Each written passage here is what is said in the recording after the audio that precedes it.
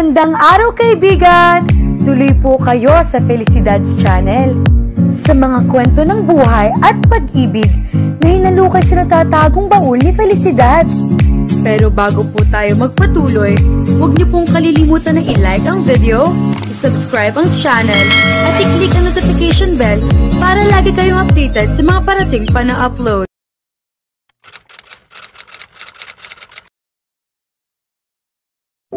God, how can a woman like her kill an old man like his dad? Lahat ng benefit ay pwede na nitong makuha noon sa mga matatanda nag-aalok ng tulong kapalit ng sex. Kaya lang mas pinili pa rin na maglabada at mag-sideline para lang may pambaon sa eskwela. And he had confirmed her stories genuine when her mother told Luta the same stories. Palagi kasing pasimpleng sumisilip si Luta sa pamilya ni Shania na nakatira ngayon sa isa sa mga townhouses niya sa Tagaytay. So far, napapahanga rin siya sa mga iyon dahil wala namang problema na ginagawa sa mga kapitbahay at balita niya na lahat daw kasundo ng mga iyon kahit na ang mga mikayang pamilya sa nilapatan na lugar. Ipinasok niya janitress ang dalawang tiyahin sa isa sa mga recording studios niya sa Maynila at wala ring problema sa pakikisama. It was his way to keep on monitoring all their actions.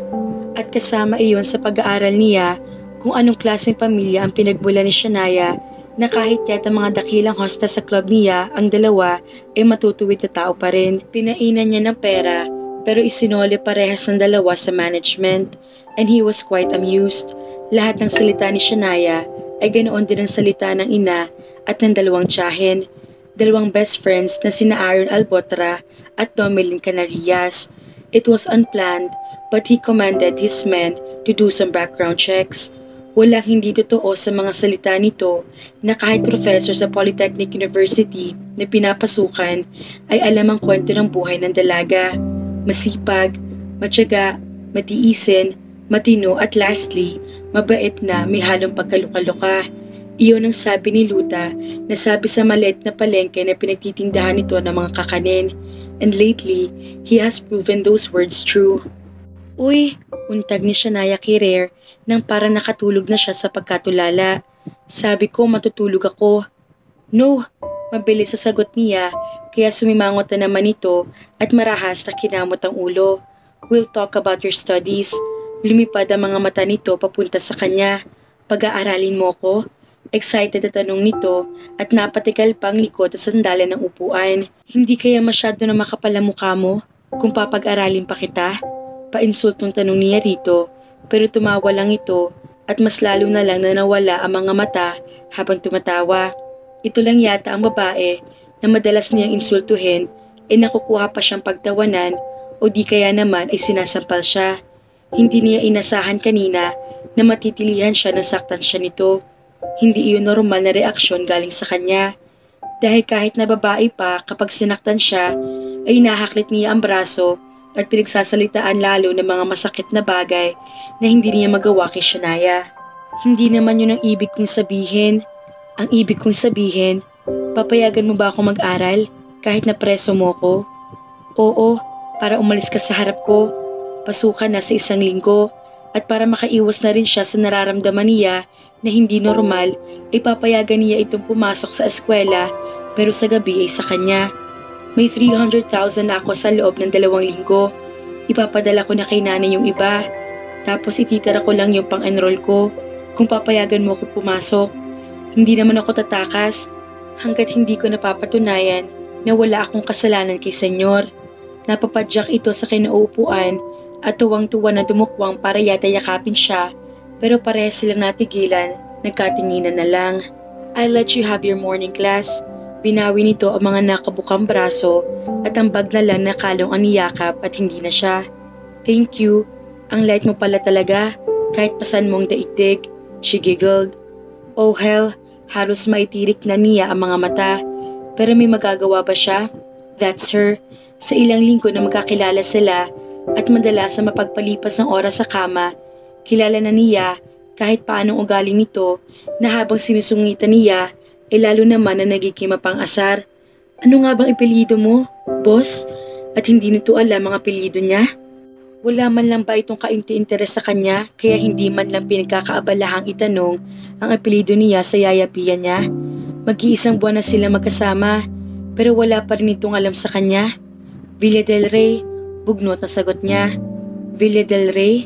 She mimicked and he bets she's trying to remember something at the back of her stupid memory.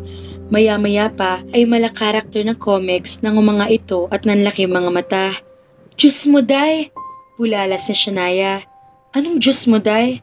Lalong tumigas ang panga niya. Kahit mga expressions nito ay parang saluka-luka. Maling-mali yata sa napagkainteresa na babae. VRG Productions local and abroad? VRG Cinema? VRG Recording Studios? SED FM radio station and VRG Network? Soon to come as a tightest rival of Universal and Wicked Telecoms? Rarity Telecom? Hindi makapaniwalang tanong nito na parang nagkakautal-utal pa habang nagbibilang ng daliri. Doon tumaas ang sulok ng labi niya. Quite a fan of my business, ha? Pati telecom na inaasikaso kong irehistro, alam mo na? Shania swallowed and averted her gaze. Parang napasandal ito sa upuan at niyakap lalo ang bag. Narinig ko lang sa radyo na ibalita. Ikaw pala yun? She looks at him again and her eyes are unreadable. Pinakamasdan nitong mukha niya at ang kabuuan. Para nawalang sigla nito at biglang nailang na ipinatong ang baba sa bag na yakap. Di ba yun ang gusto niya? Matakot ito sa kanya. Pero bakit hindi niya gusto ang pagkailan na nakikita niya sa maganda nitong mukha? Yaya, matamlay nang umiti sa Shania nang madatna niya sa pintuan ang matandang si Pia sa bagong bahay ni Rare. Oh, bakit hindi kayata masaya? Nag-away ba kayo ni Rare? Masaya rito, iha. Wala na si Vilma. Anito sa kanya, pero tumangulang siya. Wala na nga ba sa bahay, pero nasa puso ni Rare. Alam kaya ng yayapian niya ng lalaki na mahal noon si Vilma? Yaya, bilyonaryo po pala si Boss Rare. Kumarap siya. Oh, ano naman ang masama? Hinaplos nito ang ulo niya. Nakakahiya po pala sa kanya kasi ang yaman niya. Tapos kung pagsalitaan ko siya minsan, kapag nagagalit siya sobra, lumingon siya sa kotse at nakita niyang bumaba na roon ng binata habang may kausap sa cellphone. Tumingin ito sa kanya kaya ipinihit niya mga mukha papaiwas. Okay lang yun, para naman magising siya minsan. Akala niya kasi lahat ng tao aapihin siya kaya ganyan ang ugali niyan. Halika na at may pakikita ko sa'yo. Excited na hinila siya nito papasok at hindi hamak na napakaganda rin na kabuuan ng mansyon. Mas moderno at ang laki-laki, puti ang pintura at parang kulay ginto ang accent. Lumaki ang mga mata niya nang makita niya malaking salaming hagdan na pakurba at kitang itaas sa parang balkonahe rin. Ang kisame ay may mga chandeliers na parang ginturi na kulay. Ang ganda, Yaya. Hindi napigilan na sambit ni Shania. Nagulat nga rin ako. Sobrang laki nito para sa atin at sobrang laki rin ang itaas para sa inyo ni Rare. Ang laki na master's bedroom na kwarto ninyong dalawa. Kwarto nyo? Natilihan siya sa pag-akyat sa hagdan. Ano pong kwarto namin? Oo, may nangyayari sa kanila. Pero hindi naman sila mag-asawa para magsama sa iisang kwarto. Oo, sabi niya, sa iisang kwarto lang ilagay ang mga damit nyo. Parang taka rin ang matanda. Alam niyang alam naman ito nangyayari sa kanila ni Rare. Pero hindi yata nito alam na hindi naman sila mag-asawa. Tumingin siya sa sarili. Wala naman po akong damit, Yaya. Lalo na siyang nagtaka. Halinga at ipakikita ko sa iyo ang pakabinet. Diyos ko, bibihisan kita araw-araw. Alam mo bang hangad ko na magkaroon ng anak na babae na pwede kong gawin na manika? Si Vanessa ang pangalawang asawa ni Edgardo, ang mabait ko rin na amo. Halos magkasiedad rin sila ni Rare at 21 iyon nung mapangasawa ng daddy niya. Akong parati nag-aayos doon at binibihisan ko. Kaya lang nagkasakit na diabetes at hindi tumagal ang buhay dahil sa komplikasyon sa kidney. Tumangutango siya. Hindi ko po alam, Yaya, na Villa del Rey si Boss Rare. Naku, hayaan mo. Kaya ano pa apelyido niya? Tao ka rin naman. Mag-iisang buwan na kayo magkasama. Bakit naman ngayon ka pa maiilang? Gawin mo na lang ang sinabi mong misyon na pangako mo kay Edgardo. Hindi mo iyon matutupad kung maiilang ka at iiwas sa kanya. Oo nga, kung maiilang siya, paano niya madalas sa makakausap si Rare? Paano niya mapapayuhan? Paano niya hihilahin sa daang matuwid ni Noynoy Aquino at iwas tokhang ni President Digong? Kasi kung natotokhang lang ang masusungit na lalaki, unang-una malamang sa listahan si Rare na titimbuang, napahikikik siya. O kita mo, tama si Yaya, siniko siya ni Pia kaya ngumiti siya. Pagdating nila sa tapat ng isang pintuan na nag-iisang gawing kanan ng tuktok ng hagdan ay binuksan nito iyon. Nanlaki ulit ang mga mata niya nang makita ang pagkalaki-laking kama na nakatikit sa salaming dingding at tanaw na tanaw ang lahat ng kabahayan sa di kalayuan. Kaya lang patay siya kapag kumulog at kumidlat na naman. Pero napansin na rin ang walang kasing kapal na kurtina na nakakabit sa may kisame kaya nakahinga siya ng maluwag. Dito anak, pinaypay siya ni Pia kaya pumihit siya at binuksan naman ito ang isa pang pintuan. Ano yan Yaya? Bakit kumukulo ang tubig? May itlog bang nilalagari yan? Humagikik siya ulit. Naku, wala. Jacuzzi tawag riyan. At ito naman ang banyo. Sus naman Yaya. Doon sa tabi ng tulay ang banyo namin ay pinagtagpi-tagpi na yero at makakapal na plastic o kaya sako. Lupang sahig. Pero tingnan nyo at nabuhay na ako na maganda. She bobbed her brows. Ang matanda naman ang natawa sa kanya. Shania turned around and was shocked when a chest greeted her face. Rare was already standing at the door, bracing one of his hands on the jamb. Galing ng posing, pangmati ni Idol. Ang sexy ng kumag na nakapameywang pa. Oh, nariyan ka na pala. Ikaw na ba magtutour kay Shania sa buong kwarto? O ako na? Ikaw na? Mukha ka namang tour guide. Walang galang na sagot nito sa matanda na nailing lang naman. Sumunod siya sa labas ng banyo, pero lumingon siya at huling-huli niya si Rare na nakatitik sa jacuzzi at nakangisi. He looked at her and his gaze was lewd. Parang minamanyak na naman siya nito sa isip. Palibhasa ay wala si Velma. Binawi niya ang tingin at tuloy-tuloy na sumunod kay Pia. Isa pang pintong binuksan na matanda at puro naman salamin ang nakapaligid doon. Sa pinakasentro ay may bilog na salaming shelf at may mga nakadisplay na pabango. May vanity mirror, isang golden couch at mahabang hilera ng mga cabinet. Binuksan ni Pia ang pinakadulo kaya lumapit si Shania. Pero mga damit pambabaeng naroroon na nakahanger at parang ang iba ay katulad ng suot niya. Iba't iba lang ang design at mga kulay. Ipinabili niya ito noong nakaraang araw sa sekretarya niya sa opisina at pati na mga sapatos sa kabilang closet. Binuksan naman itong sunod na pinto ng cabinet at mga sapatos nga. Susme, she doesn't wear stiletto shoes and 5 inches wedges. Sapat na sa kanya nakikita niya yung mga sneaker shoes sa ibaba at mga slip-ons. At ang importante sa lahat, uniforme mo sa Polytechnic. Binuksan pa ng babae ang isa pang pinto at doon siya totoong natuwa at nakuha pa niya ang isang pares ng skirt na itim at puting Chinese collar long sleeves na pang itaas. Uniform ko, napayak siya habang yakap ang mga damit. Ipinabili niya yan sa modista ng universidad at 5 pares yan lahat. Naluluhari na kwento na matanda sa kanya. Magiging flight attendant na ako, Yaya. Hindi na ako babayarin ni Boss Rare at uuwi na ako sa oras na mapatunayan ko sa kanya na wala akong kasalanan kay Senyor Edgardo. Lumuluha na siya ng tahimik na pumasok si Rare at walang ekspresyon ng muka na basta nakatingin sa kanya habang nakapamusa. She beams even though her tears keep on running down on her face. She darted towards him. Isiniksik niya mga braso sa baywang nito at yumakap sa binatang walang imik habang ito naman ay hindi kumilos. Salamat pa rin, kahit na alam kong nakakahiya ang kapalit ng lahat ng ito. Itong pinakamahalaga para sa akin, ang uniform ko sa eskwelahan na tuloy yung mag-aahon sa pamilya ko sa hirap ng buhay. Para ang baby bunso ko, mag-aaral na lang at hindi na dadanasin ang lahat ng dinanas kong hirap. Thank you pa rin. Nakapikit na kiniskis niya mukha sa dibdib ni Rare at ramdam niya na parang ang lakas sa pintig ng puso nito kaya parang natigilan siya. May sakit ba siya sa puso? Parang irregular naman ang heartbeat niya. Wala sa loob na napatikal siya at tinamang palad ang dibdib nito pero hinawakan nito ang pulsuhan niya. Shania looked up at Rare and blinked. May sakit ka ba sa puso? Umarko ang mga kilay niya. Sakit sa puson, meron. Sabi nito at saka sabay na tumalikod matapos sa pisilin ng kamay.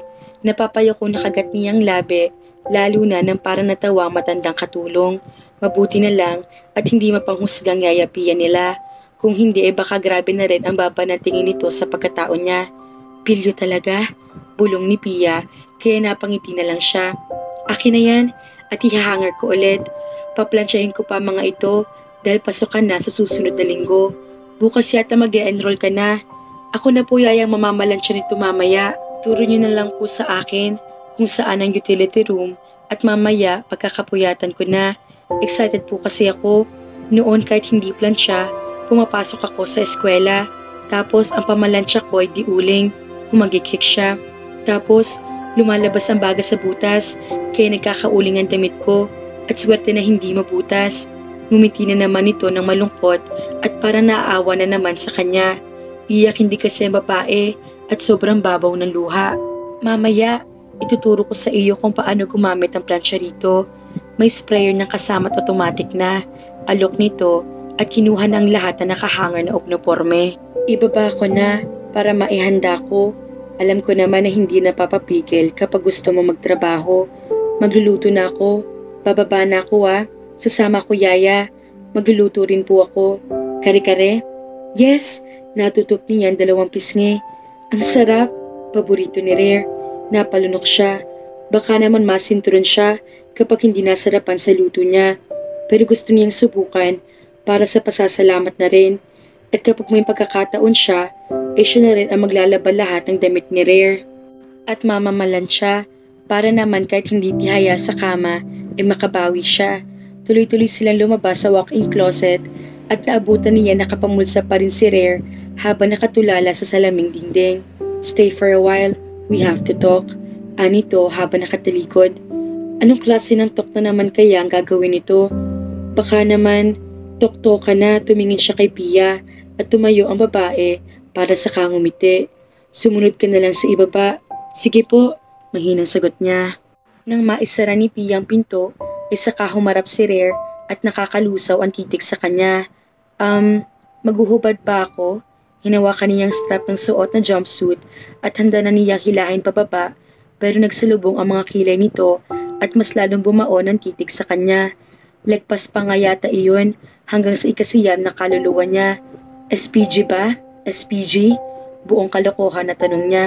Sanay na kasi siya na kapag sila lang dalawa ay wala na yata itong ginagawa kung hindi patirikin ang mga mata niya. And you love that because may 30,000? Umangat ang mga kilay nito, kaya inis na namaywang siya. Hoy boss, na antipatiko, hindi komo, at isa kang bilyonaryong Villa del Rey. O, anong villa ka pa? Hindi mo ako pwedeng ganyan-ganyanin kahit binibili mo ko. I'm not afraid of you. Ang purol talaga ng dila mo. Hasain mo kaya paminsan-minsan. Ano kasing purol pa Insulto niya rito. Kung kanina naiilang siya nang malaman na ganito ito kayaman, ngayon hindi na. Tatabasan niyang sungay nito katulad ng pangako niya sa ama nitong namatay at pati sungay sa dila nito ay tatabasan na rin niya. How do we do it? How to sharpen our tongues? I wanna try it. Tongue duel, perhaps? Ano raw? Tongue duel? Hahasain nito ang dila sa pamamagitan ng halik at magidilaan sila. Agoy! Magluluto na lang siya. Humakbang si Rare pero kaagad na tumalikod sa Shania at malaki ang hakbang na naglakad papunta sa pintuan. Magandila ko, kinagat ng surot. Susunod mo na lang hasain ang dila mo. At para makapagpahinga naman ng matris ko sa kakaalon, pinihit niyang knob at sa pagkagulat niya ay umeko sa buong kwarto ang tawa ni Rare. Unang beses yata sa history ng buong planet Earth ang pagtawa ng isang Rare Villa del Rey at kung bakit naman parang ang laking accomplishment noon para sa kanya. Wow naman mga ka-felicidad. Talagang palaban si Shania ha? Pero mukhang nakakakilig ang mga susunod na kabanata. Kaya naman, abangan!